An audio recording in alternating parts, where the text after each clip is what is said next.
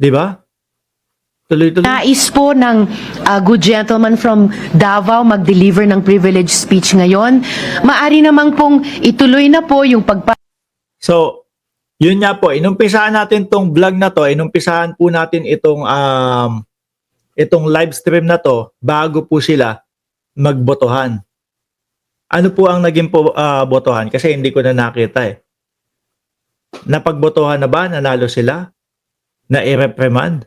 Eh nako, kung ganyan ang nangyari, kung ganyan ang napagkasunduan, no?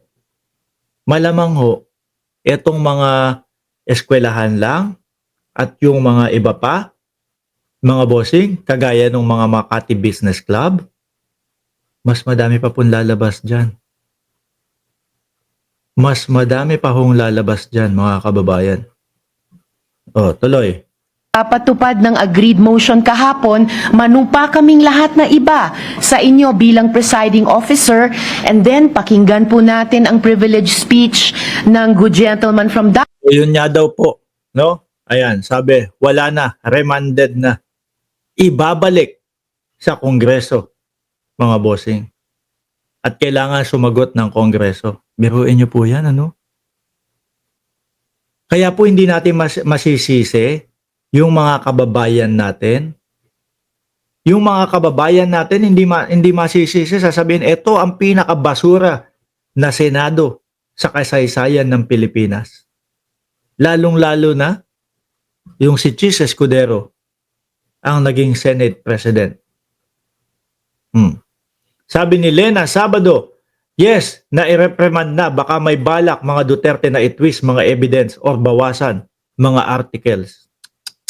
Tuloy lang po natin. Oh. At pagkatapos kung nais niya, ay pwedeng manumpa na ayon dito sa ating Kung eto nga lang ho, mga bossing eh. No? Yung 2 days, yung ilang araw, yung from June 2 papunta doon sa June 11, naglabasan na po eh. Nagsitindigan na po yung malalaking eskwelahan ho. Yung mga law school, nagsitindigan na po, mga kababayan. Ito pa kaya na halatang halata na puros delaying tactics na lang po ang ginagawa nila. May ano po yan. Bukas po, tingnan nyo, mas malalaki pa po ang balita. Paggising ninyo, makakakita kayo, o etong mga ganitong mga personalidad, nag-uumpisa na magsalita para ituloy. Yung mga malalaking mga grupo, nag-uumpisa nang ituloy. Malamang po, baka simbahan, mga magsalita na din po dyan, mga bossing. Kasi halata yung pagde-delay ho nila, mga bossing. O, alisin ko to. No, nasan ba yun? O, alisin ko to. Punta tayo kay Bato de la Rosa ulit. Alam din natin kung kailan hindi. On 3 previously filed complaints pending with the House Secretary General has instead placed the Senate in a tight and impaired position where any decision, action, or inaction on its part will be put into question. An acquittal, conviction, or even the propriety of proceeding with trial will be hounded not only by legal or constitutional questions, but by accusations of extreme bias, partiality, and lack of sufficient deliberation. Lagi kong sinasabi, Mr. President, O yan na, papasak niya na yung apelido niya, yung pangalan niyang Bato. hindi ako abogado. O, alam namin, walang abogadong bobo. Alam namin, si Robin Padilla, ano din niya yon, linyahan niya din yon. Hindi ako abogado. Alam namin, walang abogado na mahina ang kukote. Nevertheless, this cannot disqualify me from speaking against possible constitutional blunders. Naku po. Hindi kailangan maging engineer para masabi Oo, kaya nga kami, naiintindihan namin. Di ba? Na yung Senado, continuing body. Yung mga sinasabi ninyo na hindi pwedeng tumalon papunta from 19 papunta sa 28. Kaya nga namin binablock eh. Kasi naiintindihan namin. ng isang tao na Ako, ayan, sabi ni Just Monet, sabi ko kasi, ano sabi ko? Lahat ng abogado matalino. Oh, mali. Tama. Meron pa din palang mga abogado na mahihina ang kokote. Sorry. Oh. livable at hindi ligtas ang isang bahay o building. Alam nyo, alam natin, kung kailan matibay at pulido ang pagkakagawa katulad ng isang bahay na bato. Alam din natin kung kailan hindi. When the floor starts to crack, when the walls begin to shift, Nakita niyo yung mga sinasabi ho? Yan po yung mga pampatagal nila. Pero ang dapat lang pong gawin o ang dapat lang pong umpisahan nila ay manumpa ho, mga kababayan. Pero kung ano-ano, tingnan mo, kapag ka ang bato ay may crack na, kapag ka ganito, ganyan na, pampahaba lang ho yan eh. Ika nga natin, cheche-bureche na lang ho yan. and when leaks appear where there should be none, there and then, Mr. President, there and then, forthwith, we say, O yan. this was not built well. Ano daw? Yung forthwith? These are not belt.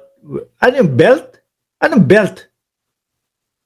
Sa bewang, para sumikip yung pantalon. Ulitin ko nga, hindi ko naintindihan yung belt. Ano yun? This will not belt well. Appear where there should be none, there and then, Mr. President, there and then, forthwith, we say, this was not built well. Oh, Gayon din sana sa this not built well pala, mga kababayan. impeachment case na ito. Oh, The cracks and holes have begun to show. oh bakit hindi nyo hayaan yung defense team ni Sara Duterte ang umano diyan ang magsalita about diyan? Bakit kayo ang mismong tumatayong abogado ni Inday Sara Duterte? Di ba? Sila na eh, yung nagmumukhang abogado ni Sara Duterte. Dapat kayo makikinig kayo doon sa dalawang panig. Papakinggan nyo yung prosecution, no? Papakinggan nyo yung mga witness, babasahin nyo, i-analyze nyo yung mga ebidensya at papakinggan nyo din yung depensa. Hindi kayo yung didepensa ba to? Alam nating may mga tanong na hindi pa nasasagot, lalo na patungkol sa constitutional soundness ng nasabing impeachment complaint. It is my humble opinion then, Mr. President, that with this knowledge must come swift and intelligent action. Kung gaano natin kabilis i-condemn at ipagiba ang mga strukturang hindi ginawa ng maayos, Ay, siguro yung panahon. Naalala ko na naman kung paano natin ipagiba yung mga infrastruktura, hindi maayos siguro yung kasi panahon ni Duterte, mga bossing, alam niyo yun.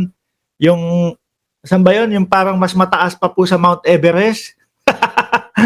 yung panahon ni Duterte, saan ba yun? Mount Kamuning.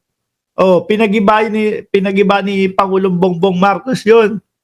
'Di ba? Paano ba naman kung ano-ano lang? Tingin ko yung Mount Kamuning na yon, mga bossing, Shirokansaki, tingin ko yung Mount Kamuning na yon, wala, sige, basta meron na lang tayong proyekto. Tapos lagyan natin tatak Duterte. Belt. Ay, belt. Si Bato kasi nakakatawag dito si Bato, nakakahawa. Oh, belt. Build. Sorry. Oh.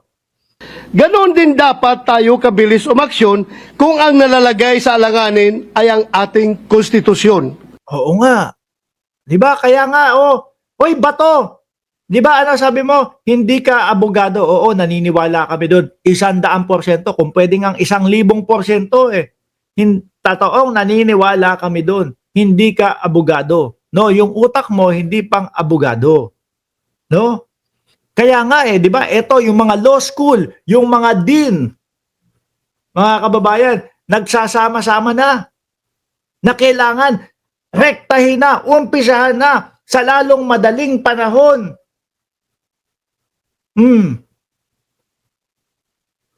Kaya nagagalit ang sambayan ng Pilipino sa inyo. No? Kasi yung simpleng mga bagay-bagay na madaling intindihin, ang ginagawa ninyo, pinapahirap nyo para pumabor sa inyo yung pagkakataon. Di ba? Ayan ha, inaharap na kayo ng mga dean, mga law professor, pati yung nagsulat ng forthwith doon sa ating konstitusyon, nagsalita na din po dahil hindi masikmura itong mga ginagawa nitong mga senador na ito.